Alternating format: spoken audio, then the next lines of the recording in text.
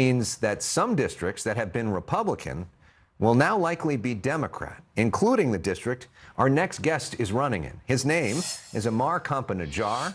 He is challenging Republican Congressman Daryl Isa, who has been in Congress for decades. He's a former Obama administration official and an officer in the U.S. Navy. Amar, welcome to The Story Is for the first time.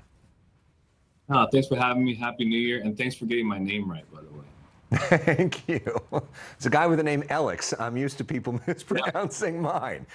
So what is would you say is the one issue going into 2026 that is the biggest difference between Democrats and Republicans in terms of the House?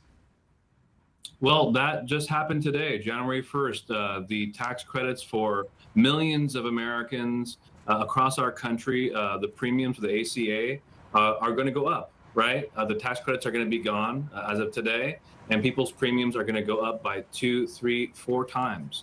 And that means 1.7 million Californians, including members of my district, are not going to be able to afford health care. They're not going to have the coverage they need to take care of themselves and their families. And right now, when people are can't afford the price of not just health care, but housing, groceries, electricity, you name it, that is an added pressure and stress that people don't need. And my opponent, Congressman Daryl Isa, has rubber stamped every single unpopular policy from this administration, whether it's the big ugly bill that gave tax breaks to billionaires who don't need it and aren't asking for it, or getting rid of Medicaid for rural hospitals that need it, like in my district, or these ACA cuts, or the tariffs, or the ICE raids that's wreaking havoc on our communities. I mean, every single one of these things are unpopular. And if you had to pick one issue, it would be affordability, beginning and ending with the skyrocketing cost of healthcare that we're about to see this coming year. You mentioned Daryl Isa. He's become a national figure over the years. We know that he ran oversight committee before.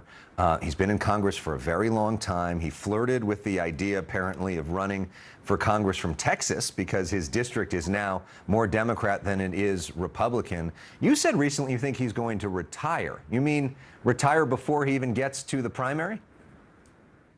I think he might, retire and get a cabinet position. You know, in 2018, he retired before. You probably covered that race. I remember it. And he retired and was looking for a cabinet position to be the trade rep for President Trump. When he thought he was going to lose. Correct. And so here we are again, past his prologue. We have a poll that came out that has me beating him from between 4 to 8 points. He sees the writing on the wall. And if he ends up staying in this race, we're going to prosecute the case that Daryl Isa was trying to flee California, didn't care about the constituents, and was thinking about leaving to Texas because he doesn't think that being in Congress is about serving constituents. It's about how constituents can best serve him.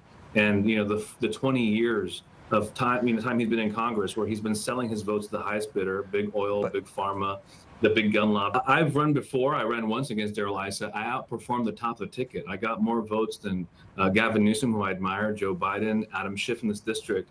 It was the Trump 15 district. Now it's a Kamala +3 district. I've been able to show that I could outperform the top of the ticket. And it's a district that's 30% Latino. It's a heavy veteran population. I'm a naval officer, as you said. It's a Navy town, San Diego County and Riverside County. And I think that's the kind of tested leadership and experience that we need. We've raised nearly $1 million from 35,000 individual donors. I don't take any corporate money. That's the kind of people power movement that we need. I've been chipping away at this district for almost a decade. I ran against Duncan Hunter before that, every single time outperforming the Democratic ticket. And I think that's the kind of leadership that we need to take on Daryl Isa. You'll remember in 2016, Daryl Isa ran for Congress in a district that Hillary won by 10 points. And he still won. It's not just any Democrat could beat him. You have to have someone who's been tested, who could punch above their weight, outperform the top of the ticket. And nobody else has been able to do that except for me in this district. And we have the support of members of Congress like Mike Levin, Scott Peters, and so many others who know what it's like to run tough races and are fully behind the campaign. And those are the other key Democrats in that region of San Diego, or at least some of them.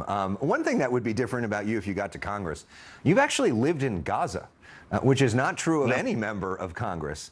From a policy perspective, how will having that worldview, having that experience, impact you as a member of Congress, and what would you do differently than maybe some current members, including Democrats, on that issue? You're right. I am probably the first United States naval officer who also lived in Gaza. I was born here in San Diego. I lived in Gaza between 1997 to 2001 during times of peace and wartime. So I've seen and heard the sides of that conflict. And what I bring to this situation, I think, is a lived experience, a credibility of having seen this conflict up close and personal. And, you know, my heart breaks for those who were killed and massacred on October 7th by Hamas.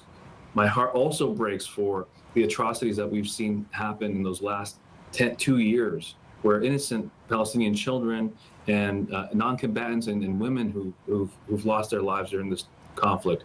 And I think it behooves all of us to recognize that the fates and futures of Palestinians and Israelis are inextricably bound. And we have to have moral consistency on this. I support a two-state solution.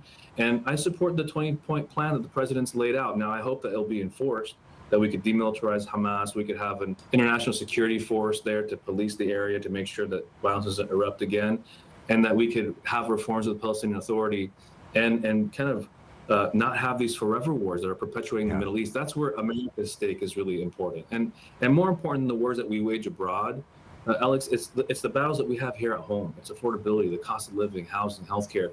And that's not just a pivot. I think that the investments that we're making on conflicts abroad take away from our prosperity here at home. And we need to have strong economic security at home. And I think America leads best not just when we're leading by the example of our power, but the power of our example. And the way that we built this country at home speaks volumes to the people abroad. Well, that's like a Barack Obama line, and it looks like we got a Barack Obama poster of you behind you. Thank you very much. We appreciate you coming on, sharing your perspective. Happy New Year to you and yours. Likewise. Thank you very much.